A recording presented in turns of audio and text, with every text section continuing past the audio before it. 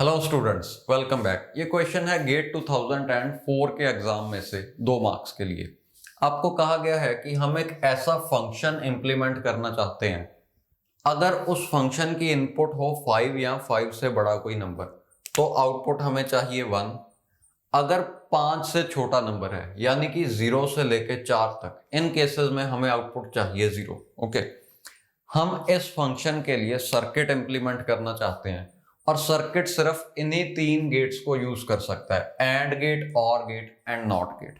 Question है minimum number of gates कितने होंगे। ओके, तो फंक्शन की जो इनपुट्स हैं वो 4 बिट्स की हैं, यानी कि A B C D. Okay, 4 bit से आपको पता है 0 से लेके 15 तक इनपुट सी पॉसिबल हैं। ये सारे कॉम्बिनेशंस मैंने ऑलरेडी लिख रखे हैं। अब आप देखो, जब भी ये मोस्ट सिग्निफिकेंट बिट 1 है, 8 से लेके 15 तक, इन सभी केसेस में आउटपुट 1 आ रही है। यानी कि हम सिर्फ मोस्ट सिग्निफिकेंट बिट को देख के बता सकते हैं कि आउटपुट 1 होगी।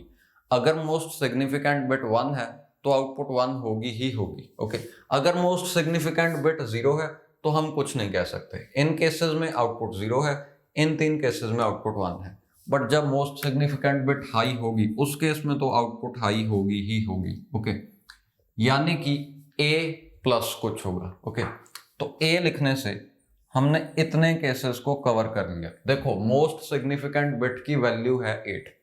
अगर ये बिट सेट है तो नंबर या तो 8 होगा या 8 से बड़ा कोई नंबर होगा। जैसे अगर सिर्फ यही बिट सेट है तो 8 होगा, अगर 8 के साथ लास्ट बिट भी सेट है तो ये 9 होगा। सिमिलरली ये सारे नंबर्स 15 तक जा सकते हैं। अब अगर ये बिट सेट है तो आउटपुट 1 आएगी। या फिर और कौन से केसेस हैं जहां पे आउटपुट 1 आएगी? ये वाले 3 केसेस हैं, तो हमने इनके लिए भी इक्वेशन लिखनी है। इन तीनों में ही आप देखो, ये जो दूसरे नंबर की बिट है यानी कि इस साइड से दूसरी बिट बी, ये इन तीनों में ही हाई है। ओके, यानी कि प्लस बी। बट सिर्फ बी होने से हमारा काम नहीं चलेगा। देखो, बी तो इस वाले में भी आई है 4 में, बट इसमें आउटपुट 0 है। ओके, तो सिर्फ बी लिखने से काम नहीं चलेगा। बी के साथ देखो, या तो हमें डी चाहिए या बी के साथ साथ सी भी चाहिए या फिर दोनों ही हो। ओके, तो बी के साथ या तो सी हो या बी के साथ डी हो। ओके, देखो, अगर बिट बी हाई है तो हम कह सकते हैं कि नंबर जो है वो 4 या 4 से बड़ा होगा। ओके, अगर सिर्फ बी हाई है तो नंबर 4 होगा, बट 4 पे हमें आउटपुट 0 चाहिए, यानी कि सिर्फ बी तो नहीं आएगा।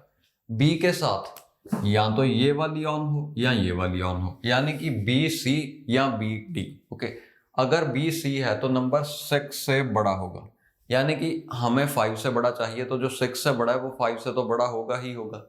और अगर बी डी है तो नंबर 5 से बड़ा होगा। 4 + 1 = 5। ओके, तो ये रही हमारी इक्वेशन। आप देख सकते हो हमने ये सारे के सारे केसेस कवर कर लिए, अब कोई भी केस बचा नहीं है। अब इस इक्वेशन को देख के आपको लगेगा कि 4 गेट्स की जरूरत पड़ेगी। ये रहे 2 और गेट्स और ये रहे 2 एंड गेट्स। 2 एंड + 2 और, आंसर आ गया 4। बट ये गलत है। देखो, इस इक्वेशन से आप b कॉमन ले सकते हो। ऐसे जब भी आप यहां से b कॉमन लोगे तो आप देख सकते हो और गेट्स तो अभी भी 2 ही यूज हो रहे हैं, बट एंड गेट एक ही यूज होएगा। ओके, 2 और + 1 एंड, आंसर आएगा 3। यानी कि इस क्वेश्चन का सही आंसर है 3। ओके, अब आप देखो, इसके लिए सर्किट बनाते हैं। एनीवेज वो आप खुद भी बना सकते हो, फिर भी for the sake of completion I am drawing that circuit.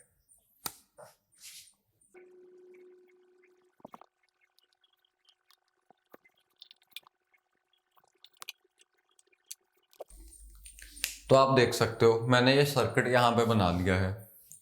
इस गेट की आउटपुट होगी C + D, यानी कि इतना पार्ट। इस गेट की आउटपुट होगी इन दोनों का एंड, यानी कि B.C + D मीन्स इतना पार्ट।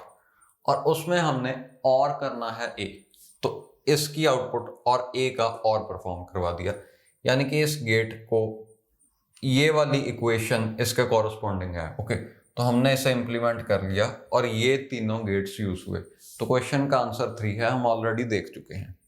अब अगर ये मेथड आपको अच्छा नहीं लगा या आपको समझ नहीं आया, आप इसमें कंफर्टेबल नहीं हो, तो आप क्या करोगे, आप सीधा इस फंक्शन के लिए के मैप बना लो। ओके, ये सारी जगह पे 1 होगा, यानी कि के मैप में 5 से लेके 15 तक सारे 1s होंगे, 0 से लेके 4 तक सारी 0s होंगी। ग्रुपिंग करो, आपको यही इक्वेशन मिलेगी। जो मिनिमल इक्वेशन होगी वो होगी a plus B C plus B D. Okay, but उसी बात का ध्यान आपने यहाँ पे रखना है, a plus B C plus B D देख के ये मत कहना कि 4 गेट्स यूज होंगे। b कॉमन लेके 3 ही गेट्स यूज हो रहे हैं और हमने मिनिमम नंबर ऑफ गेट्स ही बताना है।